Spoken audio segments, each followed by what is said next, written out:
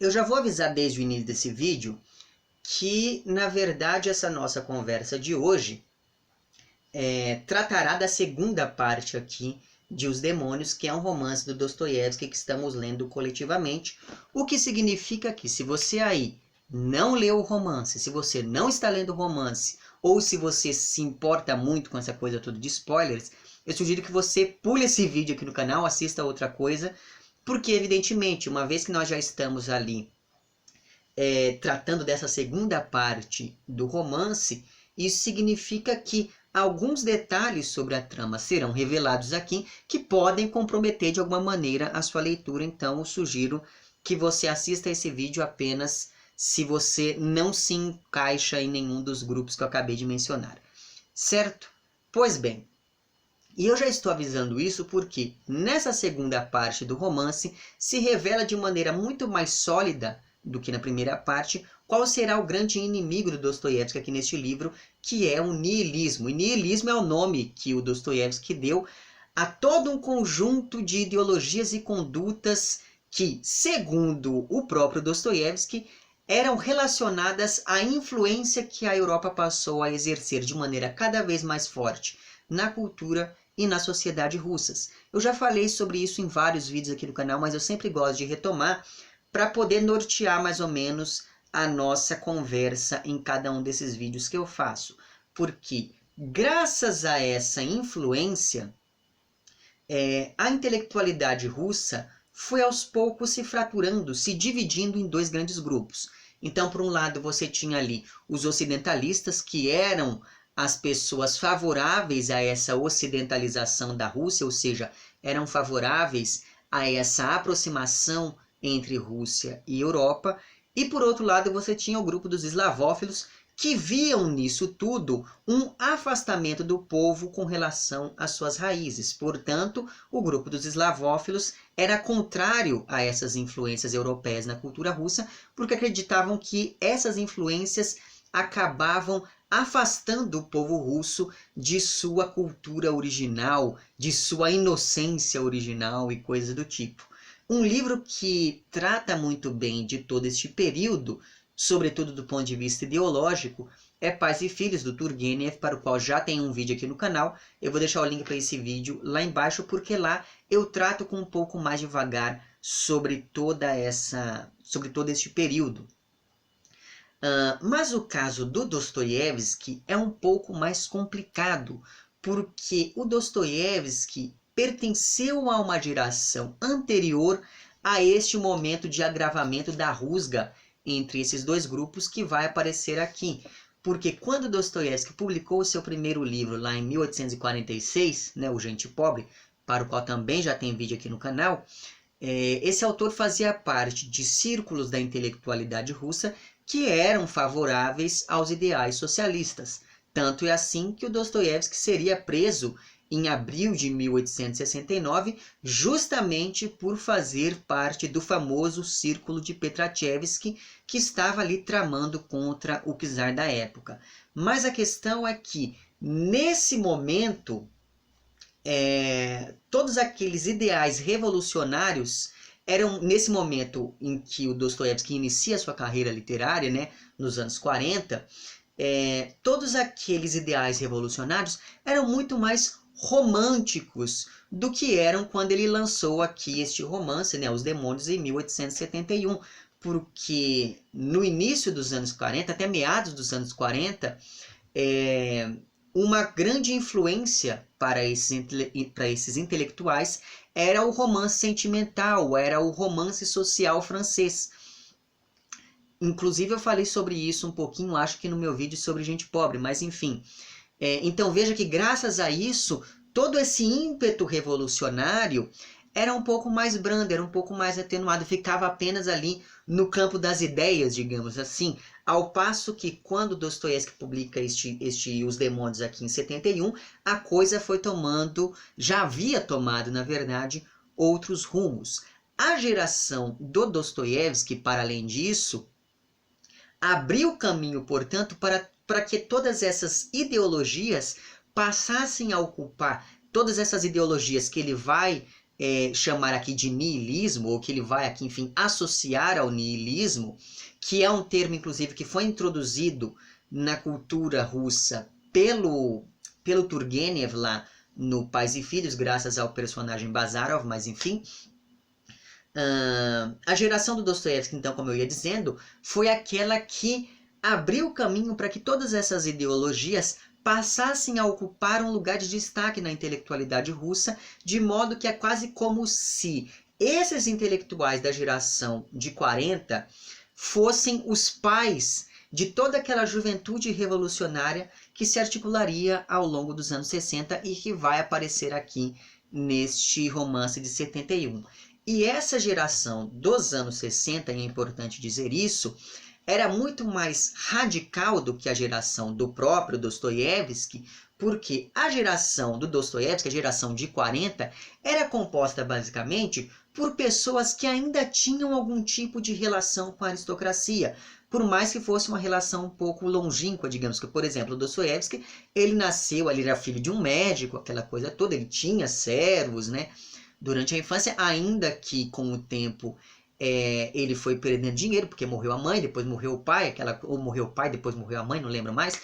Mas enfim, o fato é que, originalmente, o Dostoiévski pertencia a uma classe social, eu não vou dizer privilegiada, mas um pouco mais remediada, digamos assim.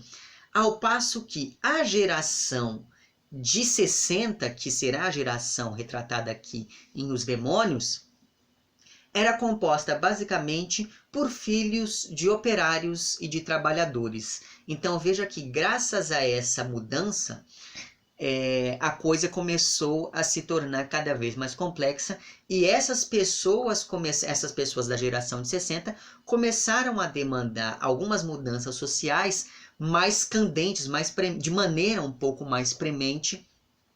E isso acabou fazendo com que várias dessas pessoas se tornassem radicais revolucionários, ao contrário do que aconteceu lá com a geração do próprio Dostoiévski.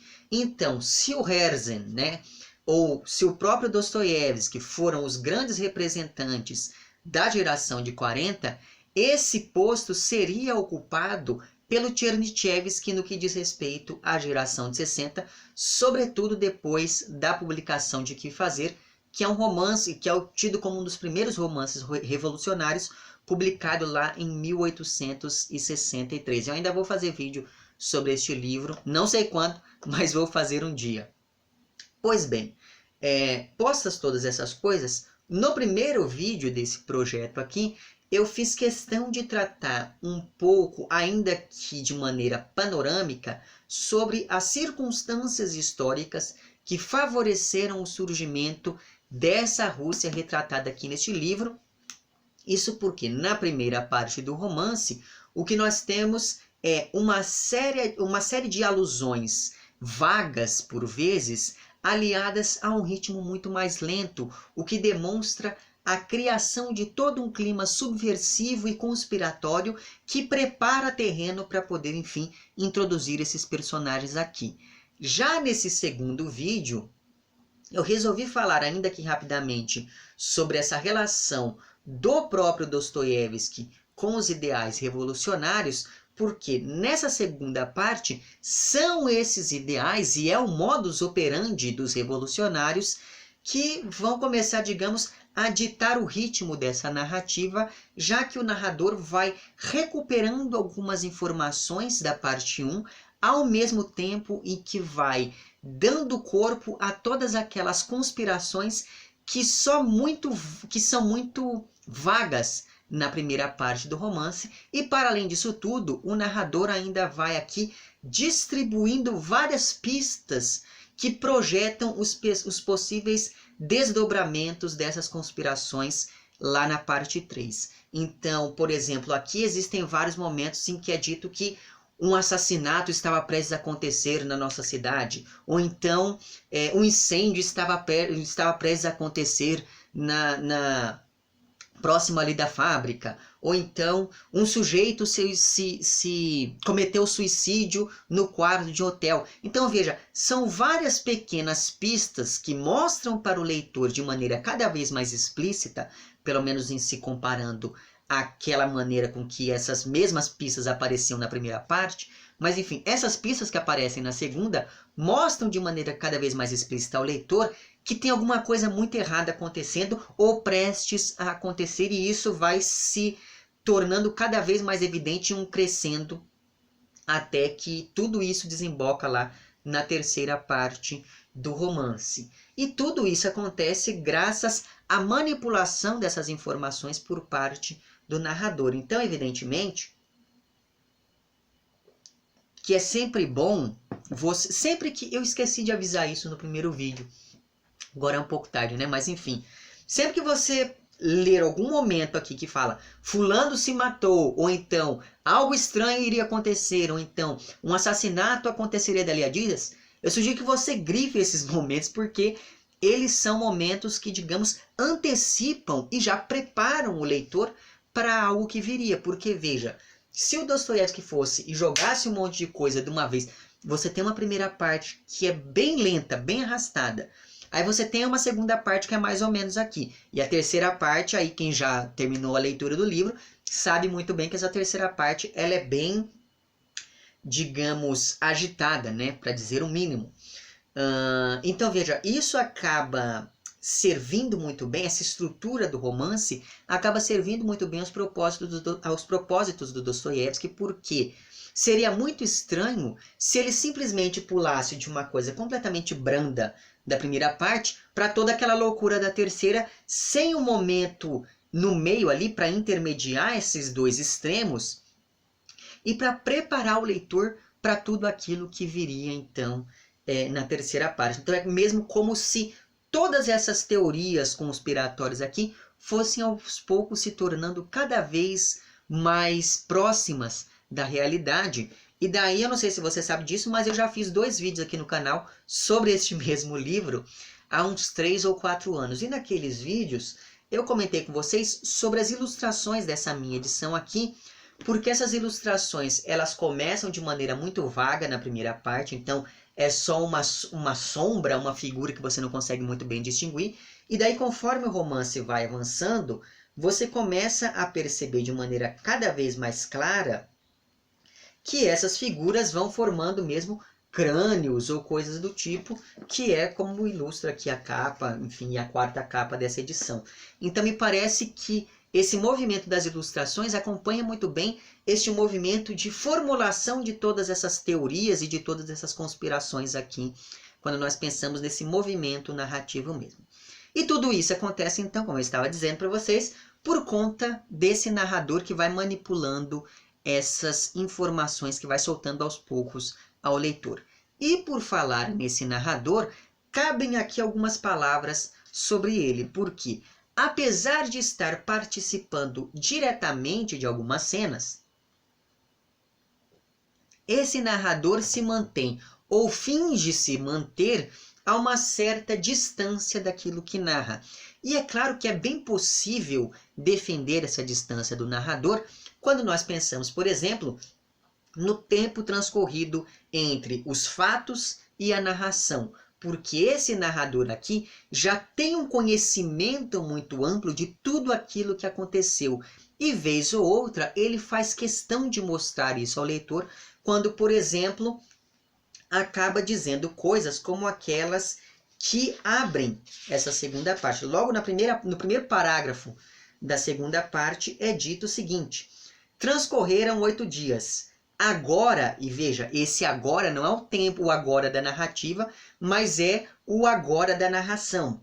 Depois que tudo passou e escrevo essa crônica, já sabemos do que se trata, mas naquele momento ainda não sabíamos de nada e era natural que várias coisas nos parecessem estranhas. Então veja que o próprio narrador está dizendo: olha, eu tenho consciência de que tudo isso aqui está muito esquisito, mas eu também tenho consciência de que as coisas vão se tornando cada vez mais claras conforme, ou enfim, cada vez menos distorcidas conforme a narrativa avança, uma vez que eu estou narrando tudo isso do futuro. Então veja que essa posição temporal do narrador acaba demonstrando que ele guarda uma certa distância daquilo que ele está narrando.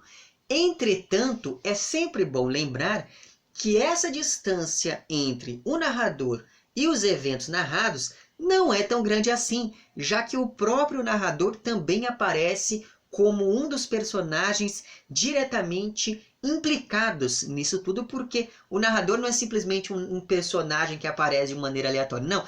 Ele é amigo dos personagens principais aqui, ou de um dos personagens principais, então isso acaba significando que ele acabou vivenciando tudo isso de maneira muito próxima.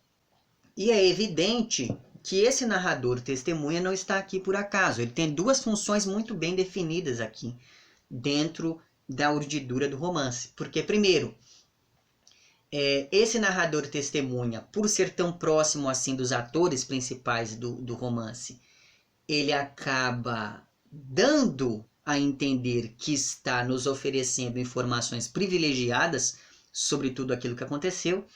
E, em segundo lugar, pensando na relação combativa do Dostoiévski para com esses grupos nihilistas aqui representados, que serão os representantes de toda aquela classe dos ocidentalistas, mas enfim, de todo aquele grupo dos ocidentalistas, pensando nisso, esse narrador acaba ajudando o autor nesse processo de convencer o leitor de que algo muito nefasto está acontecendo por culpa desses grupos aqui retratados. Então veja que esse narrador, querendo ou não, ele é bastante astuto neste processo de enredar o leitor e mostrar para a gente as coisas terríveis que estão acontecendo e coisas do tipo.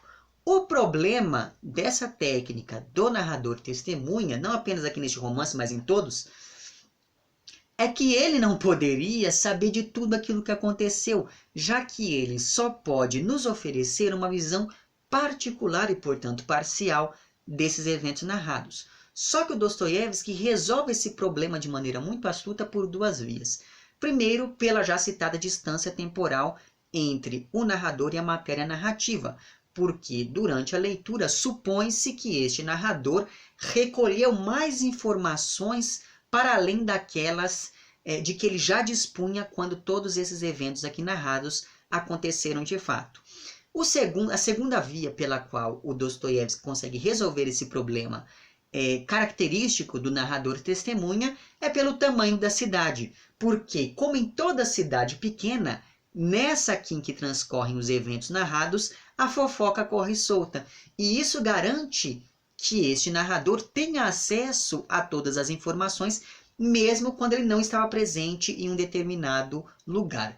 Mas ainda assim, existem momentos em que este problema do narrador testemunha se acentua particularmente, como é o caso, por exemplo, dessa segunda parte do romance, porque, ao contrário do que aconteceu na primeira parte, em que esse narrador estava presente em quase todos os eventos narrados, ou então ele estava tratando de eventos que haviam acontecido em um passado muito remoto e que, portanto, eram de conhecimento geral das pessoas dessa cidadezinha aqui, nessa segunda parte, o narrador narra com detalhes vários diálogos que ele não presenciou e dos quais ninguém poderia ficar sabendo, o que torna essa técnica, aqui nessa segunda parte em específico, um pouco capenga, mas de maneira geral, ainda que não de maneira absoluta, esse narrador consegue se manter minimamente coerente quando nós pensamos no livro como um todo.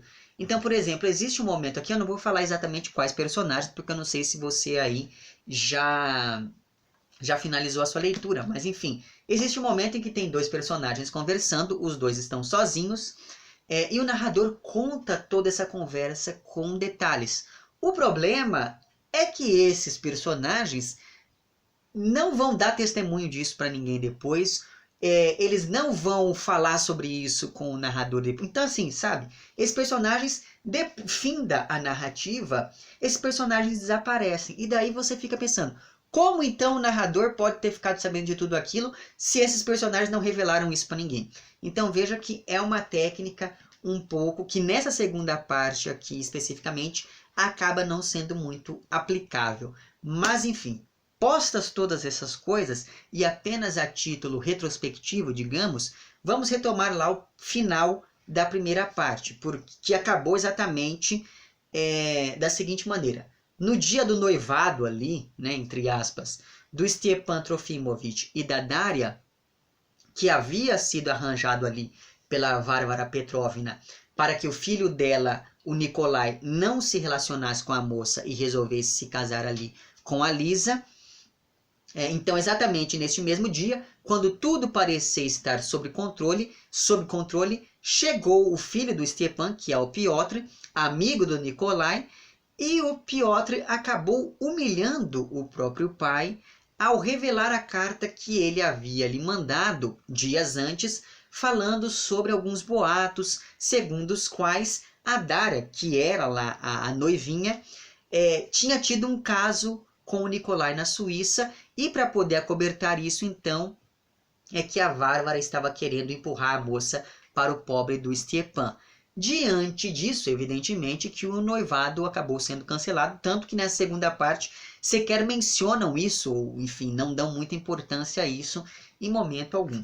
Além disso tudo, nesse mesmo dia, surgiu um boato sobre o casamento do Nikolai com a Mária, que é uma das figuras mais execradas de toda essa cidadezinha aqui, e é claro que há nisso a possibilidade de se pensar sobre o caráter ambíguo do Nikolai, já que ele é filho da família mais nobre da cidade e ainda assim se casou com a figura que está do lado oposto daquele sistema social estabelecido pelo Dostoiévski aqui. Então veja que isso acaba dando notícia da ambiguidade desse sujeito. Outra coisa que nós ficamos sabendo é que a Lisa, que era apaixonada pelo Nikolai, acabou tendo um chilique ali quando soube de todos esses boatos, tanto que depois, nessa segunda parte, ela acabou aceitando a proposta de noivado de um sujeito chamado Mavrik ou algo do tipo. Só que todo mundo sabe que isso é tudo provisório, porque se o Nikolai quiser, a Lisa provavelmente vai abandonar Deus e o mundo para poder fugir com ele, aquela coisa bem romântica, né? E a terceira coisa de muito importante que aconteceu lá no final da primeira parte foi o Chatov dando um soco no Nikolai, aparentemente porque este último teve um caso não apenas com a Daria, que é a irmã do Chatov, mas também com a esposa do Chatov enquanto ele estava lá na América e blá blá blá, que é algo que a gente já tinha ficado sabendo também. Pois bem, logo no início dessa segunda parte aqui de Os Demônios, nós ficamos sabendo que, primeiro, o Chatov se trancou dentro de casa e se recusa a receber qualquer pessoa. Segundo, o Lebiadkin, que é o cunhado ali do Nikolai, se mudou com a Mária para uma casa mais distante, porque antes eles moravam ali no mesmo cortiço do Filipov, onde também moram o próprio Chatov e o Kirillov. Terceira coisa que nós ficamos sabendo é que o Nikolai se manteve no quarto por uma semana, se recusando também ali a receber visitas. Outra coisa, um criminoso, um fugitivo aqui chamado Fiedka ou algo do tipo, está vagando por essa cidadezinha e ele vai ter um papel importante na terceira parte do romance. Outra coisa que nós ficamos sabendo é que os detalhes sobre todos esses eventos algo escandalosos que aconteceram no domingo acabaram se espalhando rapidamente pela cidadezinha e logo todo mundo estava sabendo de tudo e muito provavelmente quem espalhou todos esses detalhes foi o próprio Piotr, que estava ali presente, e isso faz parte deste processo de construir um clima para que esse grupo de nihilistas passasse a agir ali na vida daquelas pessoas. Veja bem, sabendo que o que determina a maior parte das relações sociais nessa cidadezinha era a fofoca, era o mexerico, o Piotr tinha consciência que, espalhando todos esses boatos, todos esses eventos ali com detalhes, ele rapidamente se consolidaria como um membro privilegiado da alta roda dessa sociedade e não da outra. De fato, logo no início aqui dessa segunda parte, nós ficamos sabendo que o Piotr começou de fato a ser muito benquisto pelas pessoas de maior prestígio dentro dessa cidadezinha. E além disso, E o Piotr ele ainda foi introduzido a essa aristocracia local graças à influência do Karmazinov, que é aquele escritor que pretende se aposentar ali durante uma festa que vai acontecer na casa do governador e que é, na verdade, uma caricatura do Turgenev. E assim como Turgenev acabou, digamos, introduzindo o termo nihilista na sociedade russa, o Karmazinov aqui vai introduzir o Piotr, que é um nihilista em pessoa, nessa sociedade, digamos, representada pelo Dostoiévski aqui. E essa relação entre o Karmazinov e o Piotr acaba nos levando a pensar que provavelmente esse tal escritor também faz parte daquele grupo revolucionário, mas isso é uma coisa que é apenas especulada em alguns momentos aqui. Mas o fato é que, nos 8 dias que se seguiram a todo aquele escândalo, no domingo na casa lá da Varvara Petrovna, o Piotr acabou se tornando muito bem quisto, inclusive pelo governador dessa província aqui, e entre esses dois personagens acabou se estabelecendo uma relação bastante curiosa, já que o Piotr vai dominar e influenciar completamente tanto o governador quanto a Yulia, que é lá a esposa dele. E essa influência sobre o governador fica clara, por exemplo, quando o governador decide açoitar ali alguns trabalhadores da fábrica, mesmo em se tratando de uma manifestação pacífica, e o governador só pensou em fazer isso porque, páginas antes, o próprio Piotr havia sugerido essa medida tão extrema, dizendo para o governador que ele era uma pessoa muito mansa, que ele estava deixando todo mundo fazer aquilo que queria e coisa do tipo. Para além disso, existe aqui aquele momento em que o governador acaba entregando ao Piotr todos aqueles panfletos revolucionários que haviam sido distribuídos pela cidadezinha e que haviam sido recolhidos pelas autoridades. E daí o governador confia tanto no Piotr que acaba entregando todos esses folhetos para ele, sem saber que o Piotr é que estava diretamente implicado na distribuição dessa propaganda.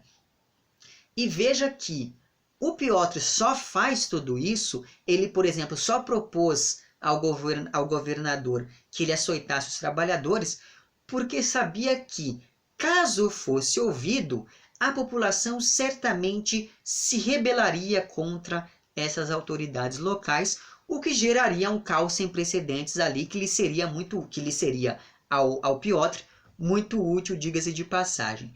Já no caso da influência do Piotr sobre a Yulia Mikhailovna, que é a esposa do governador, essa influência acontece muito mais em um nível ideológico e intelectual, já que a mulher do governador gostava de se considerar ali mais apta e mais adepta de ideias da juventude, de ideias da modernidade. Daí o que acontece? Ela acabou se aproximando desse jovem que veio ali do estrangeiro, com ideias novas, com ideias progressistas e aquela coisa toda, sem perceber no engodo que estava ali se envolvendo.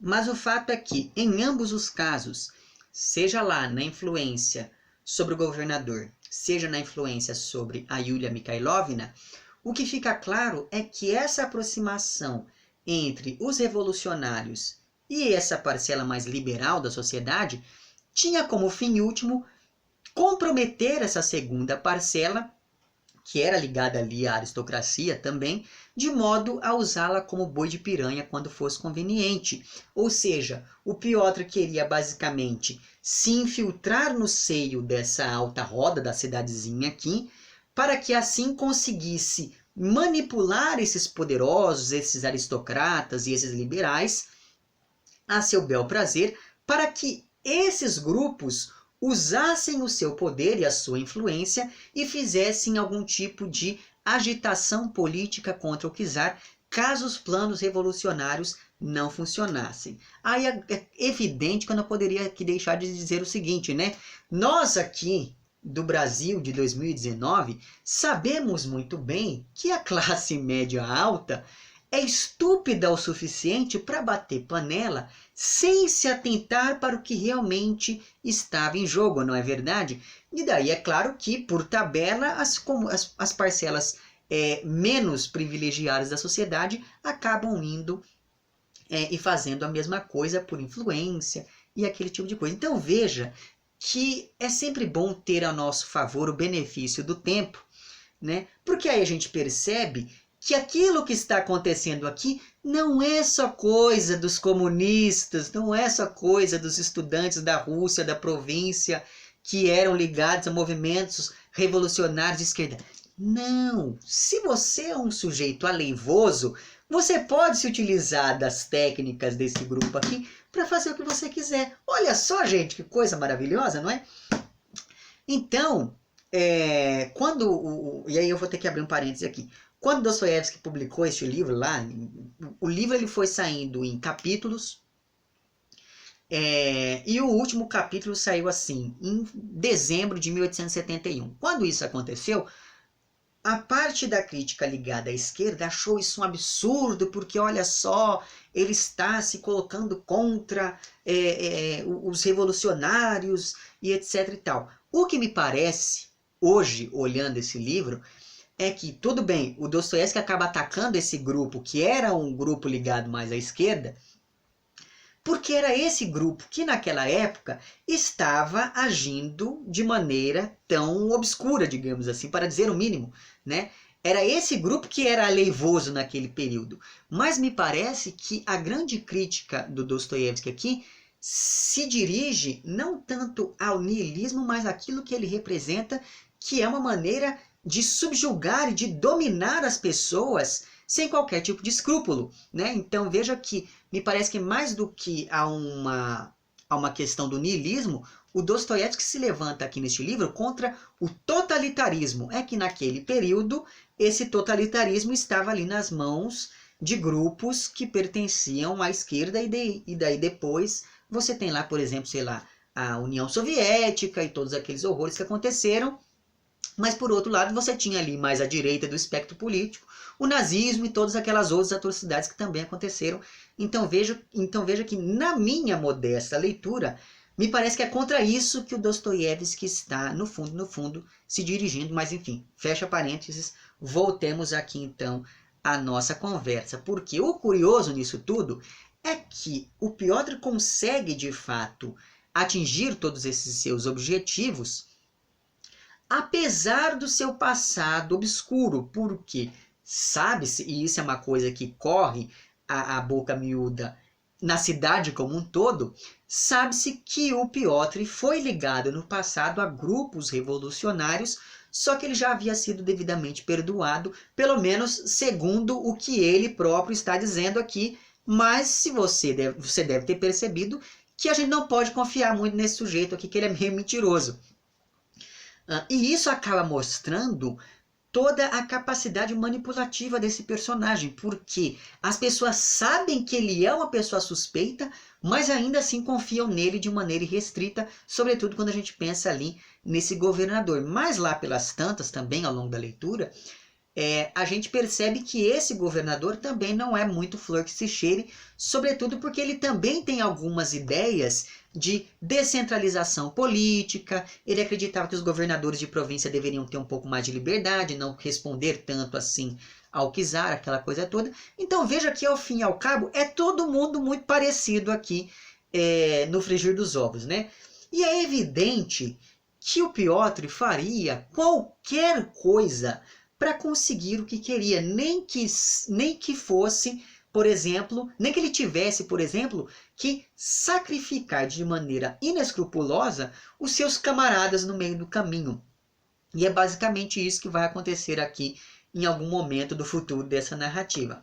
Pois bem, uma semana depois de toda... Então perceba que tudo isso, na verdade, foi um grande preâmbulo para a gente entrar finalmente na narrativa dessa segunda parte. Por quê? Uma semana depois de toda aquela confusão na casa da Várvara, o Nikolai finalmente recebeu a visita do Piotr e a conversa entre esses dois personagens vai ser muito importante porque a partir dessa conversa vão começar a surgir ali alguns sinais do que estaria por vir ao longo do romance. E aí você começa a perceber que não foi por mera coincidência que de uma hora para outra aquele monte de gente tenha começado a chegar ali nessa cidadezinha, desde essa dupla dinâmica aqui, até mesmo o próprio governador, porque eu não sei se você se lembra disso, mas esse governador também é novo ali pelas redondezas. Mas enfim, fica claro ao longo dessa primeira conversa entre Piotr e Nikolai que algum tipo de conspiração está sendo urdida por esse grupo de personagens que é encabeçado, evidentemente, pelo próprio Nikolai e pelo Piotr.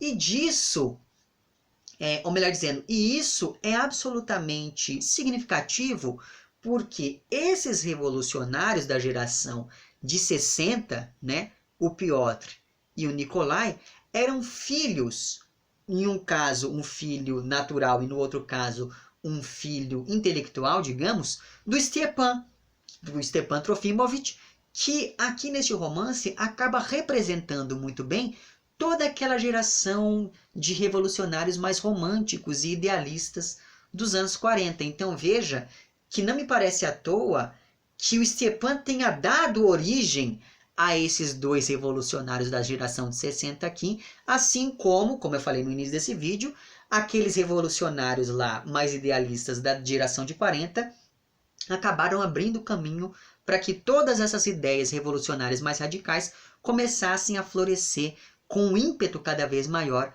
na geração de 60. A ideia, então, né, desses dois personagens aqui, ou melhor dizendo, a ideia do Piotr é colocar em prática um plano revolucionário que havia sido feito quando todo esse povo ainda estava lá na Suíça. E isso explica um pouco de todos aqueles eventos até então pouco compreensíveis que vinham acontecendo nessa cidadezinha. Porque nós sabíamos que todos esses personagens já se conheciam de algum momento do passado, mas não nos era possível até agora determinar quais eram de fato as relações, ou melhor dizendo, qual era de fato a natureza dessas relações que se estabeleceram entre esses sujeitos aqui. Mas de uma maneira ou de outra, a gente fica sabendo aqui, ao longo dessa conversa entre Nikolai e Piotr, é que as peças centrais de todo esse plano eram o próprio Piotr, que seria responsável por manipular as pessoas e por fazer de fato os planos revolucionários. E a outra peça central para todo esse plano seria o Nikolai, que figuraria ali como uma espécie de líder carismático e quase messiânico, responsável por manter a coerência desse grupo de revolucionários e conquistar apoio popular entre os mujiques e aquela coisa toda.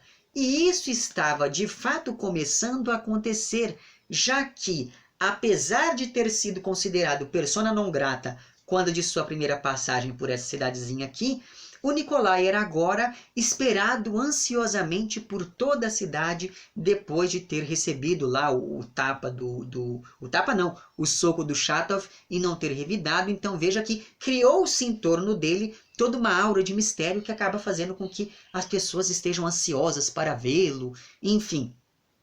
Quanto aos demais personagens aqui deste grupo, eles eram vistos, pelo Piotr sobretudo, apenas como uma massa de manobra a ser facilmente manipulada para que assim essa causa maior pudesse efetivamente ser alcançada.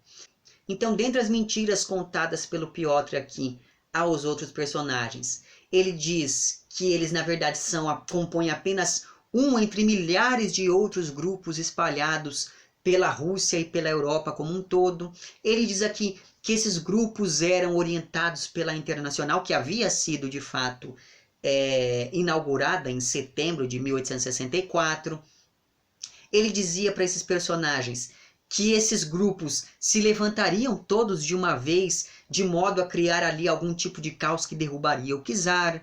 E nesse esquema todo, o Piotr seria então o líder desse pequeno grupo ali, ao passo que o Nikolai seria o seu superior e fundador desse grupo, que estaria ali apenas para fiscalizar tudo isso. E é claro que essa posição privilegiada do Nikolai se devia sobretudo ao fato dele ser filho ali da mulher mais poderosa da cidade, o que, teoricamente, não levantaria suspeitas. Então, por ser uma figura acima de qualquer suspeita, ele seria o mais indicado para ocupar esse cargo de liderança. Inclusive, a gente fica sabendo aqui ao longo dessa segunda parte que o Nikolai meio que só se envolveu com todo esse grupo porque ele estava meio entediado daquela sua vida de rapaz rico e por conta disso, então, por ter se envolvido de maneira muito aleatória com esse grupo todo, ele não demonstra muito compromisso com esses interesses dessa causa maior e etc e tal.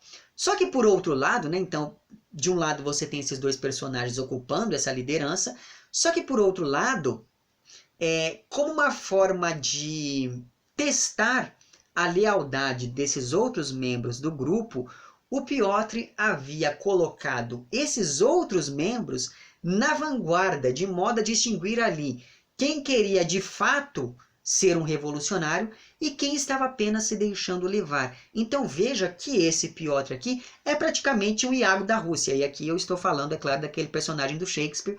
Mas enfim, porque ele consegue manipular todo mundo, mesmo as pessoas sabendo que ele não vale nada.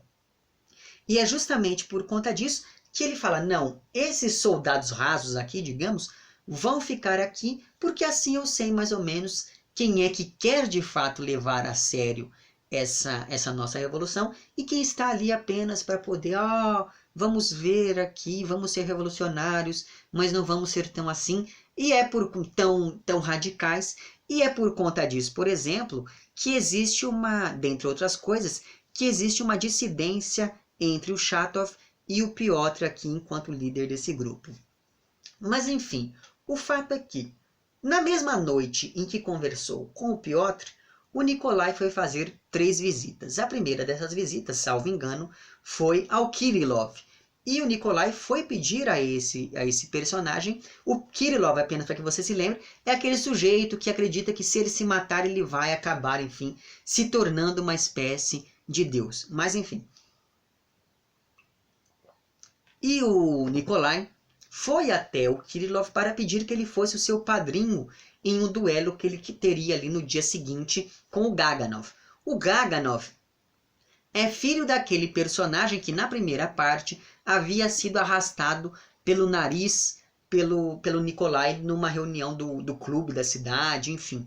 E daí é claro que esse Gaganov ficou remoendo aquela humilhação do pai durante anos a fio e agora finalmente resolveu partir para o ataque, digamos, e por conta disso o Nikolai acaba propondo um duelo.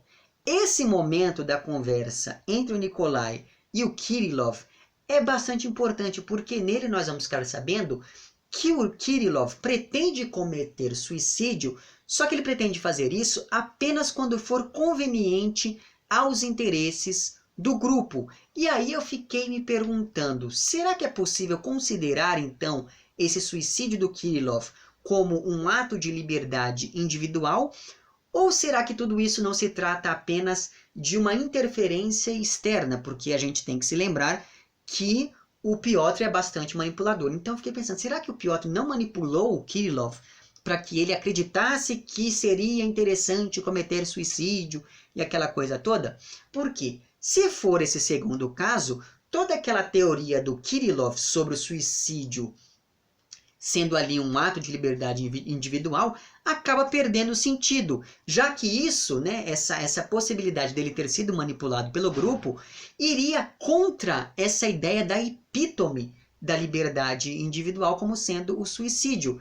E seria essa liberdade individual, segundo a teoria do Kirillov, que divinizaria o humano, substituindo o Deus-homem pelo homem-deus, segundo todas as teorias que são articuladas por esse personagem ao longo desse diálogo.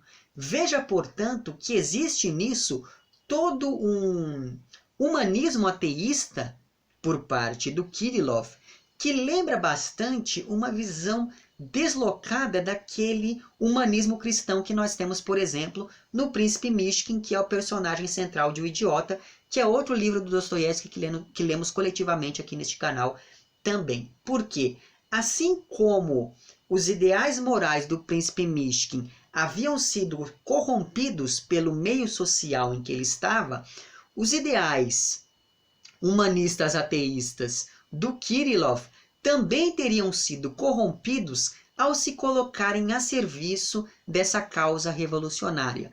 Isso acaba colocando esse personagem em um impasse muito interessante entre a sua moral, a sua ideologia e as atitudes que ele está tomando, porque a sua ideologia diz que o suicídio é um ato individual, mas as suas atitudes demonstram que ele está se suicidando, que ele pretende se suicidar apenas para atender aos interesses de um grupo. E esse impasse entre a moral e as atitudes é o mesmo pelo qual está passando o próprio Nikolai, porque, eu não sei se você percebeu isso, mas ao longo de toda essa segunda parte existe uma série de alusões a um evento sombrio do passado do Nikolai, envolvendo ali uma menininha. Enfim, a gente só vai ficar sabendo do que aconteceu de fato no epílogo aqui dessa minha edição, quando o Nikolai se confessa com um padre aqui dessa região. Mas então veja que esse embate entre essa moral e as atitudes do personagem que a gente observa no Kirillov também são observados aqui no tal do Nikolai. E daí veja bem, ao passo que o Kirillov representa esse impulso moral negativo presente no próprio Nikolai e que o impeliu em algum momento do passado em direção a pensamentos suicidas, porque segundo a conversa que é tida aqui entre Kirillov e Nikolai, esse último confessa que também já pensou em suicídio e é por isso que ele entende essa angústia toda do Kirillov. Então, ao passo que o Kirillov representa tudo isso, o Chatov vai representar um impulso do Nikolai em direção à fé que leva a um nacionalismo exacerbado, dada a correlação que é feita aqui no romance entre pátria e fé. E eu estou dizendo isso porque a segunda pessoa que o Nikolai vai visitar é o próprio Chatov. E ele faz isso em detrimento de toda aquela confusão que aconteceu entre os dois no domingo, para poder avisar ao Chatov que provavelmente iriam matá-lo, porque o Chatov também já faz parte desse grupo de revolucionários, só que ele acabou, enfim, se afastando um pouco dessas atividades. E isso tudo mostra a ambiguidade do Nikolai, tanto com relação a si próprio, né, e a própria moralidade, mas também com relação a esse grupo, porque ele é um dos líderes, mas ao mesmo tempo ele vai e revela um segredo tão grande assim do grupo para uma pessoa que está diretamente implicada nisso tudo, né? Só que pensando em termos morais, por mais que o Nikolai tenha se envolvido naquele evento misterioso do seu passado, e esse evento desperta nele todo esse impulso negativo, o Nikolai também é capaz de demonstrar ali algum tipo de compaixão e mesmo honestidade para uma pessoa que acabou lhe batendo poucos dias antes. Então veja que a figura do Nikolai é bastante curiosa. Mas o curioso neste momento todo é que o Chatov fica finalmente sabendo que o Nikolai fazia parte do grupo, porque até então o Chatov não fazia ideia disso. Ou seja, nem tudo o que é discutido pelos líderes do grupo chega aos membros das esferas mais baixas, digamos assim, de todo de toda essa organização revolucionária. E assim, por não saberem do fim último do que a que estão servindo, esses membros das esferas mais baixas não sabem das consequências reais daquilo que estão fazendo. E por conta disso, eles podem ser manipulados com maior facilidade. O problema todo é que o Chatov se afastou desse grupo por divergências ideológicas, só que ainda assim ele ficou com uma máquina de escrever que pertencia a alguém dessa organização, o que acabou fazendo com que todos os outros membros pensassem que ele ainda poderia estar trabalhando para o bem da causa. E agora, passado algum tempo, todo mundo está com medo de que o Shatov denuncie essas atividades conspiratórias do grupo e por isso decidiram que o melhor a fazer é matá-lo, queima de arquivo.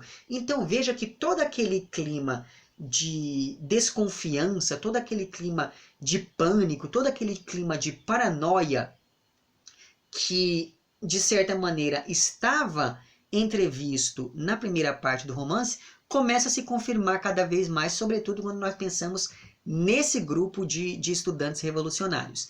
Agora, talvez o momento mais interessante de todo esse diálogo é aquele em que o Shatov teoriza sobre a aproximação entre o povo e Deus, o que deixa claro que ele é muito mais um nacionalista do que um religioso. E é por isso, inclusive, por esse nacionalismo, que ele se opõe aos ideais ocidentalistas, dentre os quais está o ateísmo, que são defendidos ali pelo grupo organizado pelo Piotr. E enquanto expõe todas essas ideias, o Shatov faz questão de dizer que elas eram defendidas antes pelo próprio Nikolai, o que novamente mostra toda a ambiguidade desse personagem. E daí é interessante porque na página 248 dessa minha edição, durante essa conversa que acontece entre esses dois personagens, o Shatov diz o seguinte: enquanto você implantava Deus e a pátria em meu coração, exatamente ao mesmo tempo, talvez até naqueles mesmos dias, você envenenou o coração daquele infeliz, do maníaco do Kirillov. Você implantou nele a mentira e a calúnia e levou a razão dele ao delírio. Vá lá agora e olhe para ele. É a sua criação. E daí existem aqui duas coisas que me chamam bastante atenção. A primeira, evidentemente, é toda essa ideia da ambiguidade do Nikolai, porque ao mesmo tempo em que ele impelia o Shatov para esse lado cristão e para esse lado patriótico, ele também impelia o Kirillov para um ateísmo ocidentalista cada vez maior. Mas existe outra coisa aqui bastante interessante nesse trecho, que eu esqueci agora que eu ia falar. A ambiguidade dele. Ah, lembrei. Nesse trecho aqui, veja que o Shatov ele diz para o Nikolai que o Kirillov é fruto das ideias que o próprio Nikolai defende. Isso significa que o Nikolai é o grande causador de tudo isso daqui. Então veja que cada um desses dois personagens, o Kirillov e o Shatov, acaba personificando uma característica moral do próprio Nikolai. Foi ele quem deu origem a esses demônios, né?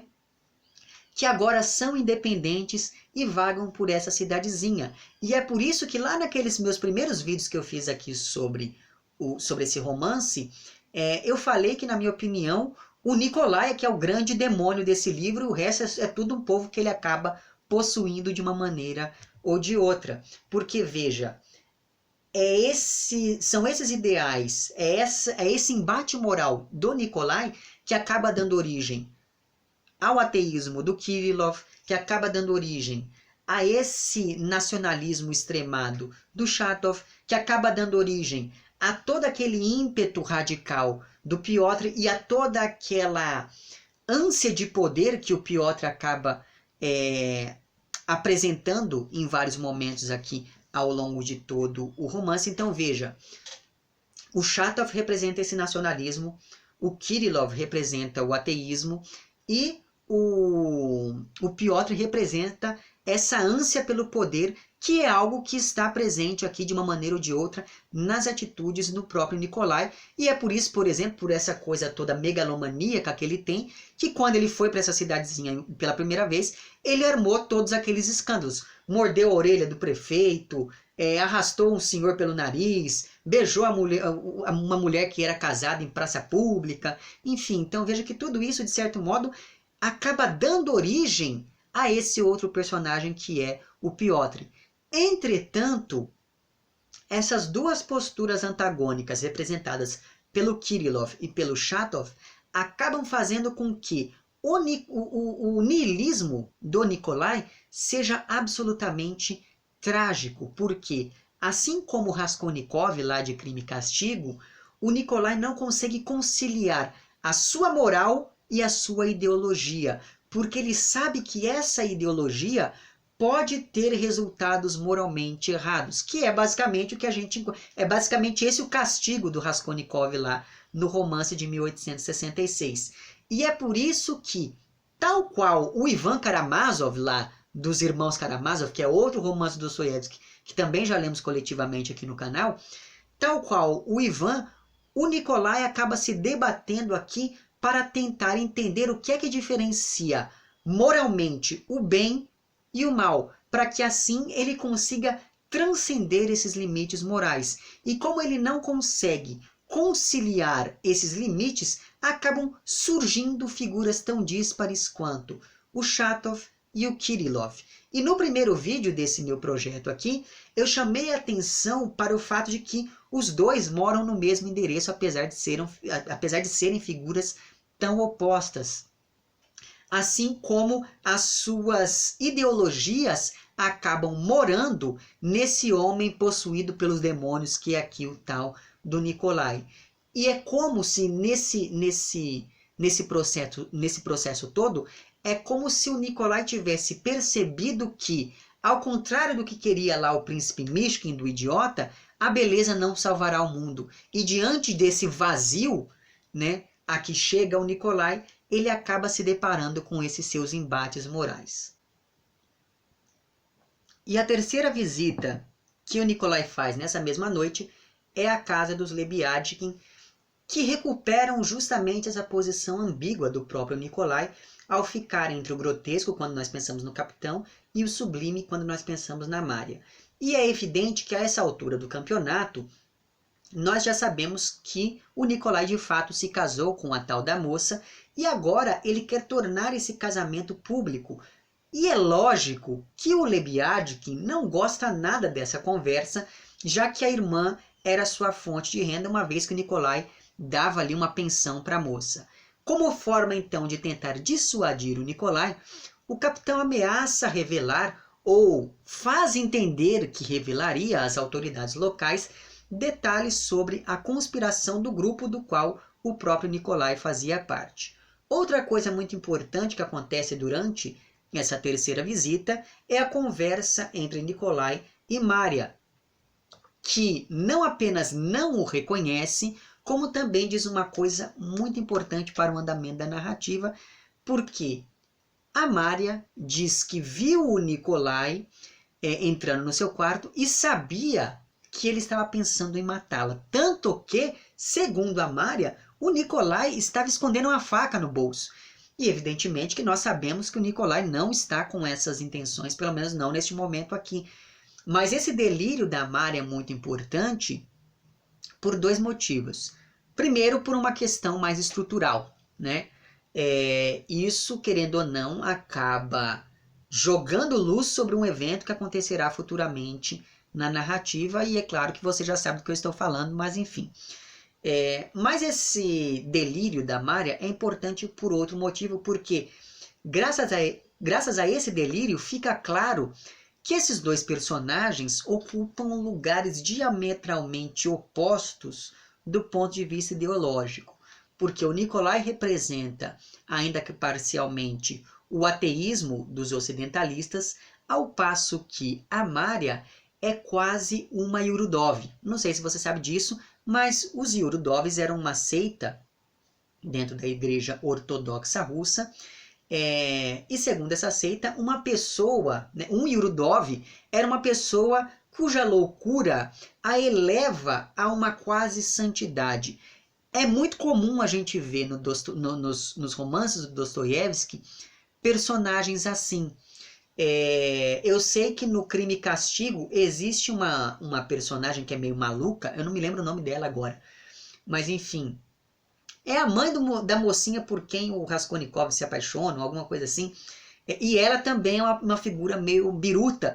Mas o que acontece? Essa loucura desses personagens, a loucura daquela personagem, a loucura de alguns dos personagens lá do idiota, né? Não a loucura, mas a inocência do príncipe Mishkin, ou então toda aquela santidade do padre Zósima lá dos irmãos Karamazov, Tudo isso acaba dando notícia, e agora a loucura da própria Mária, que é a esposa aqui do Nicolai, acabam dando notícia de uma fé popular e primitiva que era muito cara ao grupo dos eslavófilos, que era então o contrário do grupo dos ocidentalistas representados aqui pelo Nicolai.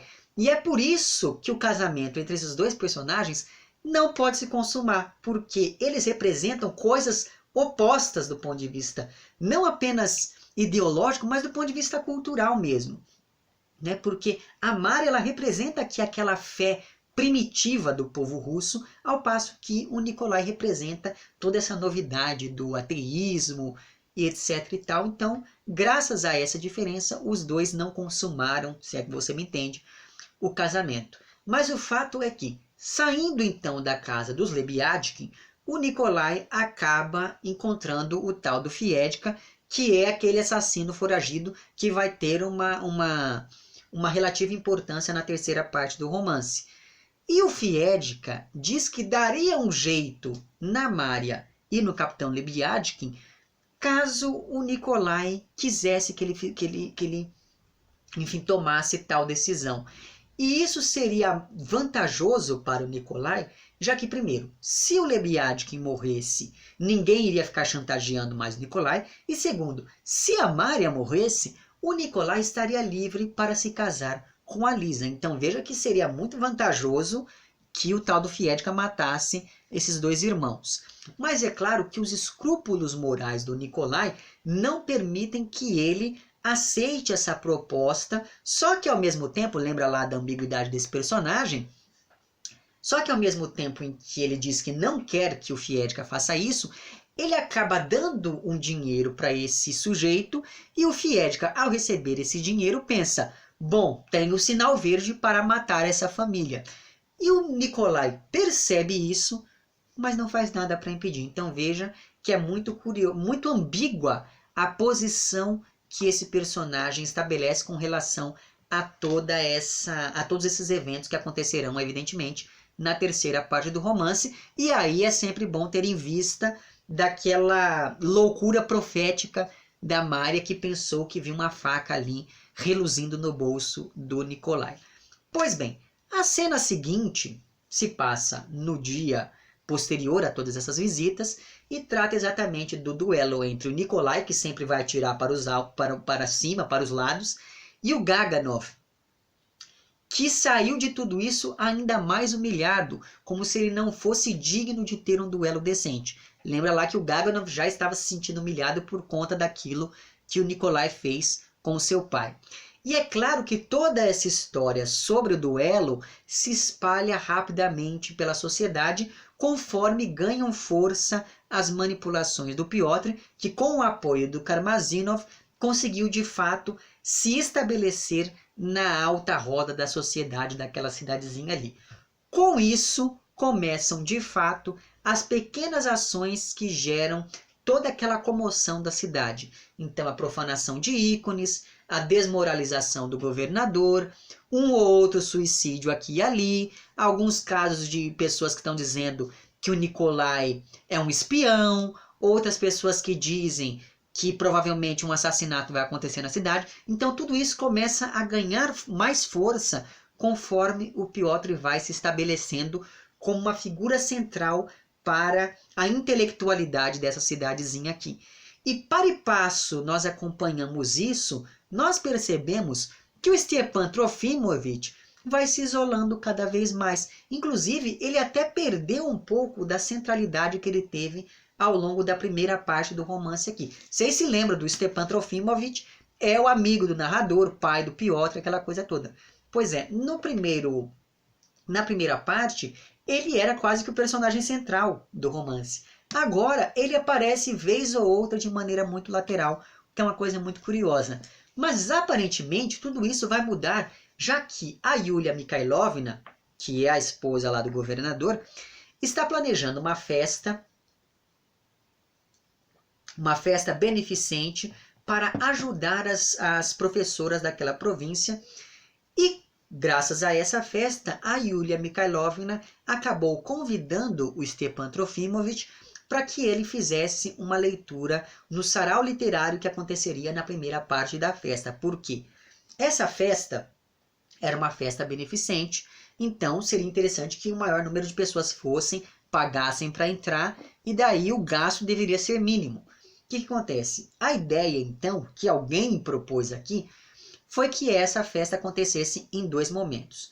De manhã aconteceria um sarau literário, aí durante a tarde haveria uma pausa, porque as pessoas poderiam voltar para suas casas para comer, o que acabaria barateando os custos dessa festa, e depois à noite aconteceria um baile de gala, para o qual toda a comunidade deveria comparecer, porque veja bem, graças a essa bipartição, né, da festa, os ingressos ficaram um pouco mais acessíveis, de modo que mesmo as pessoas que não pertenciam à elite dessa cidadezinha resolveram ir.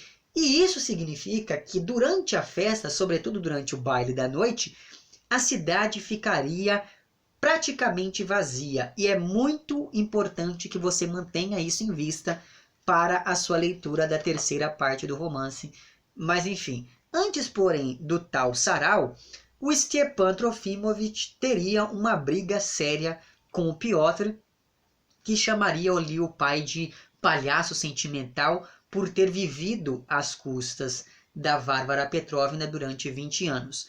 E durante todo esse diálogo, que é um dos únicos que no qual o narrador está de fato presente, nesse diálogo o narrador percebe que o Piotr estava tentando fazer com que o pai provocasse algum tipo de escândalo durante a festa, para que assim ele desviasse a atenção de todos e com isso esse grupo do Piotr pudesse agir de maneira mais eficaz, de maneira mais efetiva. Mas o interessante em toda essa cena é perceber que na relação entre os ideais românticos do Stepan e o caráter materialista e utilitarista do Piotr, o Dostoiévski acaba recuperando o embate entre gerações que apareceria lá em Pais e Filhos do já citado Turgenev.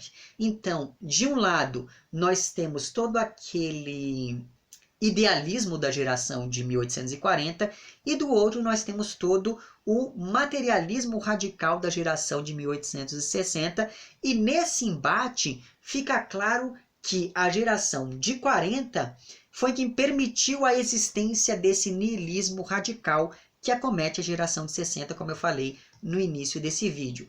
Isso porque o Stepan se horroriza ao perceber que o filho está colocando em prática aquilo que ele apoiou do ponto de vista apenas ideológico. E é por isso que o Stepan acha que a nova geração está distorcendo todos aqueles ideais que eram tão sublimes que ele tinha quando era mais jovem. E daí uma coisa interessante é que na página 300 e na página 301, um pouco antes de toda essa conversa entre os dois, é dito o seguinte: estão ali na casa então o Stepan, o narrador, e daí chega o Piotr.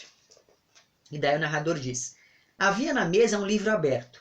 Era o romance Que Fazer, do Chernyshevsky. Infelizmente, devo confessar uma estranha pusilanimidade do nosso amigo, o Stepan. O sonho de que precisava sair do isolamento e dar o último combate predominava cada vez mais em sua imaginação seduzida. Adivinhei que ele conseguira o romance e o estava estudando com o único fim de, caso houvesse um choque inevitável com os gritadores, saber de antemão quais os seus procedimentos e argumentos com base no próprio catecismo deles e, deste modo, uma vez preparado, refutar triunfalmente a todos aos olhos dela, da Varvara Petrovna. Oh, como aquele livro o atormentava! Às vezes ele o largava em desespero, levantava-se de um salto de onde estava e ficava caminhando pelo quarto quase tomado de fúria. Sei que a ideia básica do autor está correta, dizia-me febril. Mas veja que isso é ainda mais horrível. É a nossa mesma ideia, justamente a nossa. Fomos nós os primeiros que a plantamos, que a fizemos crescer, que a preparamos. Como tudo isso está expresso deturpado e estrupiado. Então veja que esse trecho que eu acabei de ler para vocês é significativo por uma série de razões. Primeiro, porque mostra como esse representante da geração de 40, que é o Stepan Trofimovich, enxerga essa obra máxima da geração de 60, que é aqui O Que Fazer. Segundo, esse é um trecho significativo porque nele o Stepan acaba assumindo a culpa pela criação dessa nova geração, ainda que essa nova geração tenha deturpado e estrupiado aquelas ideias românticas originais da geração de 40. E principalmente, nesse trecho aqui, é dito que o Stepan Trofimovich está lendo O Que Fazer para poder se inteirar de como funciona essa nova geração. Ou seja, o Stepan Trofimovich está percebendo que alguma coisa errada está acontecendo ali. E é por essa percepção que o Stepan vai se tornando cada vez mais lúcido e nota que algo de muito grave está prestes a acontecer. Então veja que tudo isso acaba ficando posto aqui nesse trecho que eu li, e que é um trecho um pouquinho anterior a essa conversa que acontece entre ele e o Piotr. Então entre esse representante da geração de 40 e esse representante da geração de 60. Mas antes que eu me esqueça, é importante dizer o seguinte: ao longo de toda essa segunda metade, da segunda parte deste romance, o Piotr faz uma série de visitas aos outros personagens. E essas visitas que o Piotr vai fazendo servem de contraponto àquelas que o Nikolai havia feito antes. Porque o Piotr aqui vai visitar o pai, vai visitar o Kirillov e vai visitar o Shatov.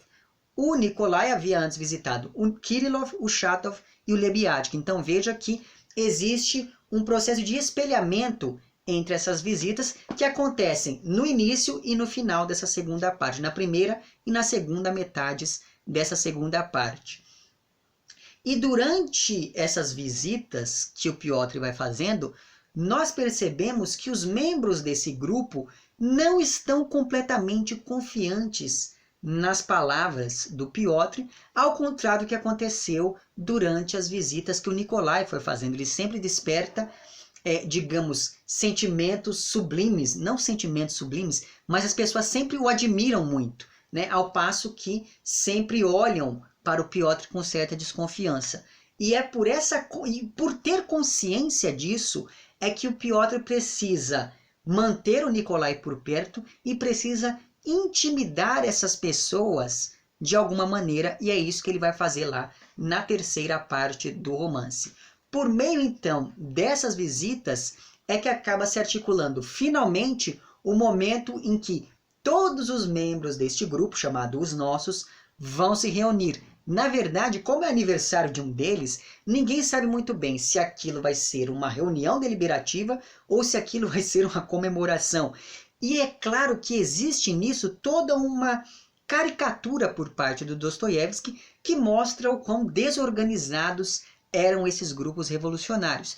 E vamos nos lembrar que, como eu disse no início desse vídeo, o próprio Dostoiévski participou de grupos assim durante a juventude, então é bem provável que a coisa fosse deste modo aqui.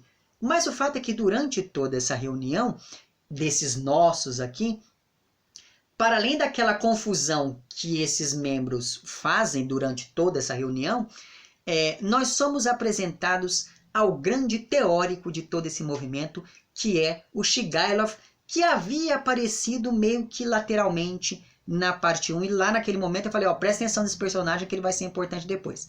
Pois bem, o Shigailov, ele vai compor toda uma teoria baseada fortemente, sobretudo no darwinismo social, e segundo essa teoria, que visa ali, digamos, alcançar o paraíso na Terra, uma parcela mínima da população deveria controlar a maioria. E essa maioria controlada deveria ir aos poucos renunciando à própria individualidade por meio, sobretudo, da submissão ilimitada, de modo a encaminhar a humanidade para uma inocência original do paraíso primeiro e aquela coisa toda.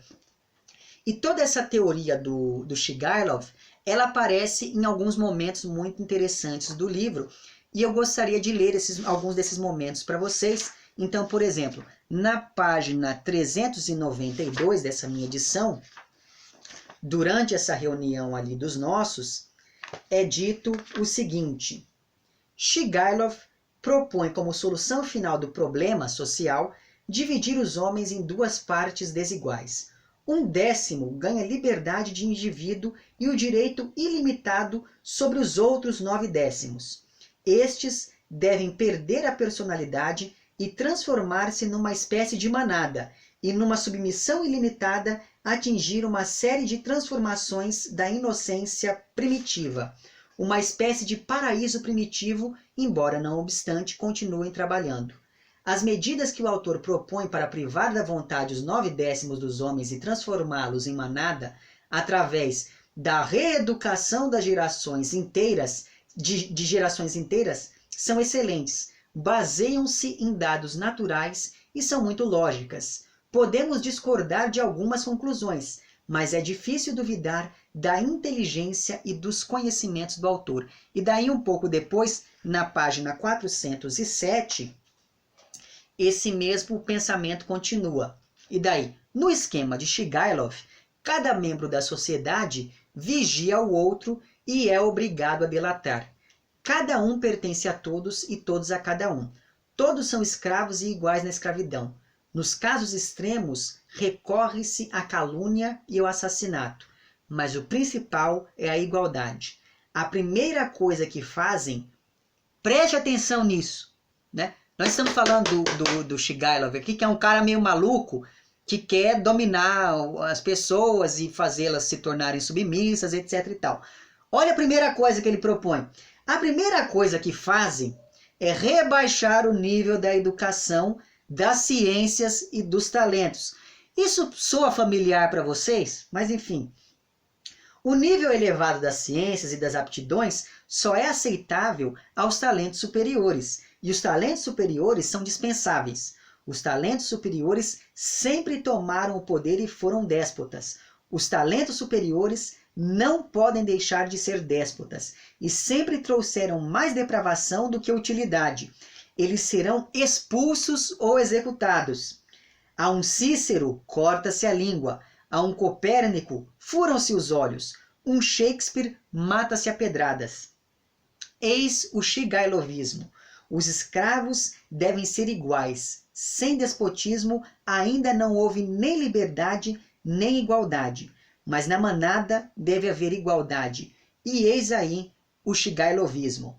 E daí algumas linhas para baixo continua esse mesmo raciocínio. Não precisamos da educação. Chega de ciência. Já sem a ciência há material suficiente para 1000 anos. Mas precisamos organizar a obediência. Tipo colocando militares nos colégios, sabe? No mundo só falta uma coisa, obediência.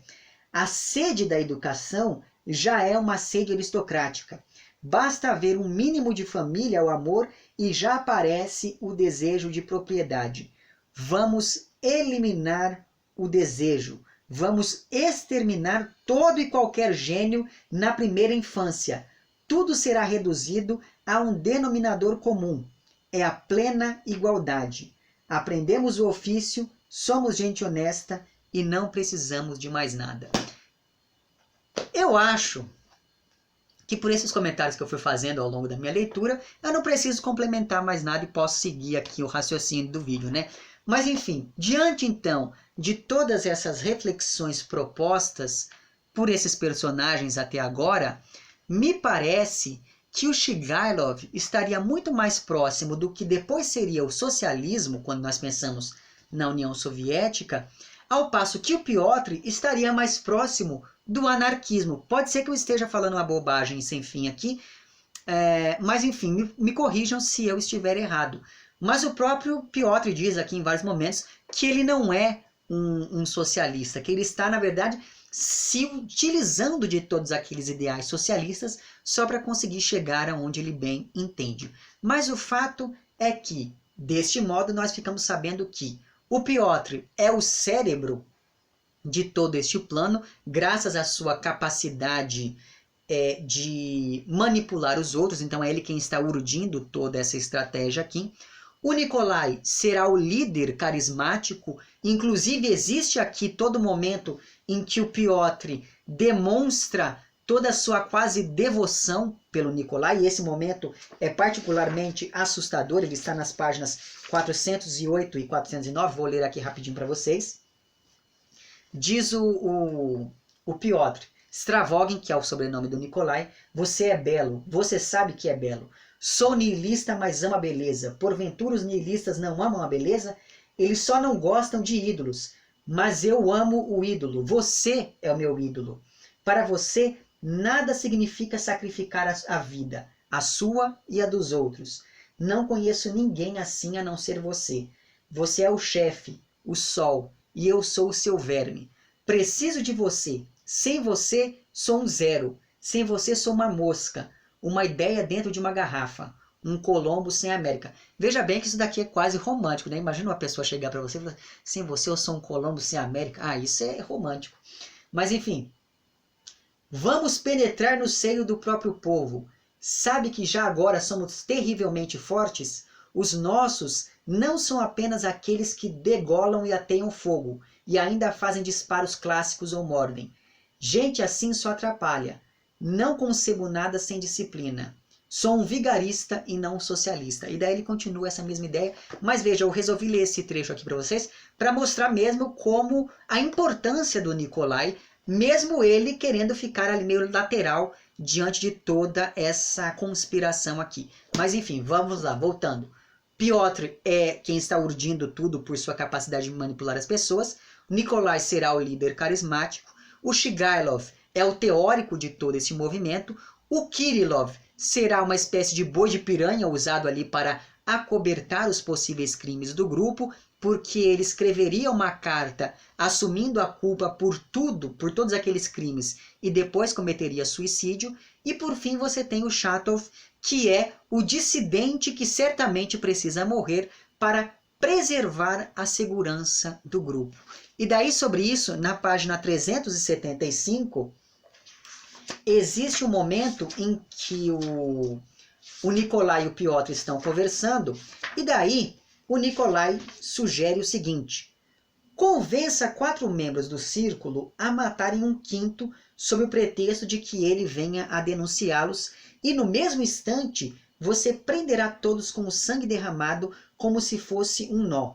Eles se tornarão seus escravos, não se atreverão a rebelar-se, nem irão pedir prestação de contas. Então veja que nesse trecho aqui nós já temos uma antecipação do que virá na parte 3 do livro.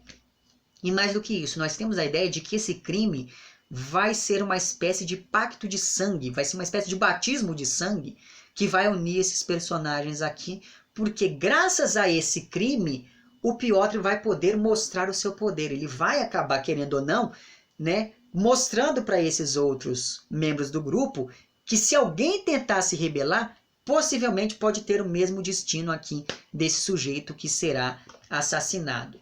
Então, diante de todas essas coisas, essa segunda parte aqui de Os Demônios acaba com várias coisas importantes acontecendo. Primeiro, um funcionário do governador acaba revistando a casa do Stepan Trofimovich em busca de documentos comprometedores. Segundo, os panfletos revolucionários que começaram a circular ali pela cidade e logo depois foram apreendidos, teoricamente acabaram influenciando um grupo de trabalhadores da fábrica local, e esse grupo de trabalhadores se reúne ali diante da casa do governador exigindo melhores condições de trabalho.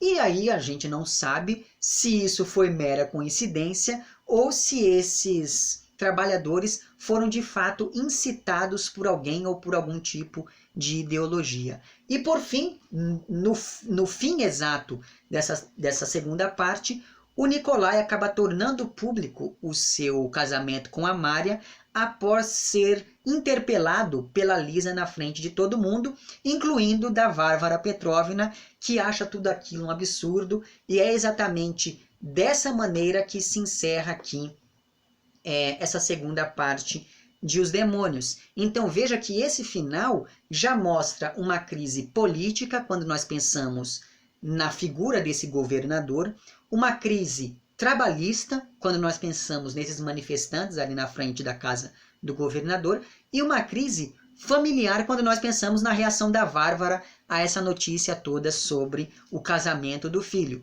Tudo isso já prepara o terreno para todos aqueles eventos que vão acontecer na terceira parte aqui deste romance. Não sei se eu vou ter tempo de gravar o vídeo ainda essa semana, para lançar na semana que vem, enfim. Mas o fato é que brevemente terminaremos mais essa leitura aqui de um romance do Dostoiévski, certo? Nossa Senhora, falei demais.